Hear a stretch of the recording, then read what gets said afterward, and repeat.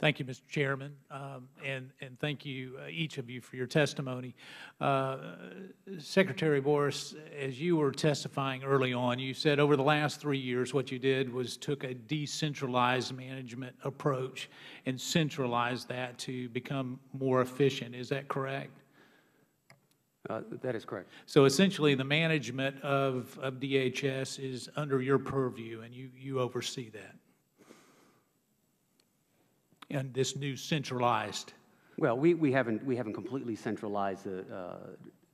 What I was referring to is the management directorates, those that report directly to me, the CFO, the CIO, the Chief Procurement Officer, et cetera, that those were largely decentralized in the management directorate, and we've taken to centralize that. So if you're implying that I have centralized the management of CBP, TSA, et cetera, all under my control, the answer would be no. So we're centralized in a decentralized way, is what you're saying. So we've got areas all over that that still have their own vertical reporting areas. That's correct. Okay. As we look at this, I want to focus on two areas, and one of it is the planning in anticipation of sequestration and how that was, because in some areas it sounds like we did unbelievable planning. In others, it sounds like we did none. And I want to refer back, in 2011, some 26 employees received bonuses of over $10,000 apiece, with the highest bonus being $57,000 to a single employee.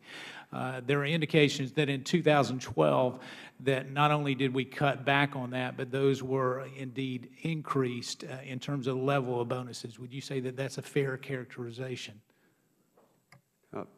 That doesn't square with my recognition of department bonuses. Department bonuses over the last several years have begun to come down.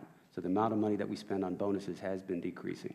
So you would say 2012 decreased from 2011?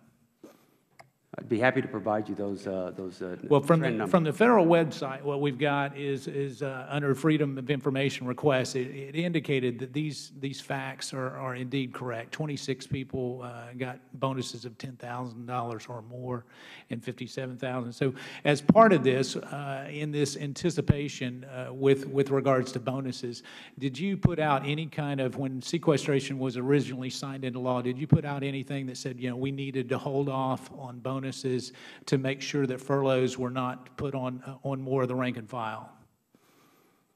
The Department issued guidance back in the fall. Our bonus cycle was much earlier than the sequestration cycle, but we put out guidance department-wide which lowered the total amount available for bonuses to be given to both the and so that happened as a result of sequestration. You put out a plan to reduce bonuses. Well, that was a recognition of the need to begin to control costs. Absolutely. All right. And so as we look at this going forward with this, I want to shift gears to, I guess, the Secretary. In the recent report, we talked about illegal traffic across the borders and some release of illegal detainees that we had of some 2,000. And I think the Secretary said that she warned because of sequestration that we were going to have additional drug and human smugglers that were taking advantage of sequestration. How was this prediction, what was it based on? That we're going to have this additional human trafficking and drug because of sequestration? Well, I'm not familiar with that specific. It was in the Washington Post on Sunday. Yeah, but I'm not familiar with that specific quote. In general, all of the accounts, as I described earlier, are subject to the sequestration cuts, which includes as well those accounts that are in the removal operations of ICE. So would you say that that statement was not based on any real data then? It's just an overarching theme? Well, I don't know the specific statement that she made relative to... So was there any study that was done in terms of additional increased drug trafficking that might result? Was there any study at all done, specific study? Yeah, that wouldn't be something that I'd be specifically aware of. That wouldn't be in my purview to look at that kind of work. So who would know about any studies?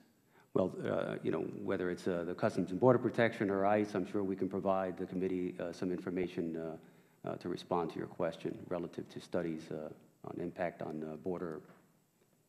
All right, thank you. And I yield back. Thank you, Mr. Chairman. I thank the gentleman. We now go to the gentlelady from the district.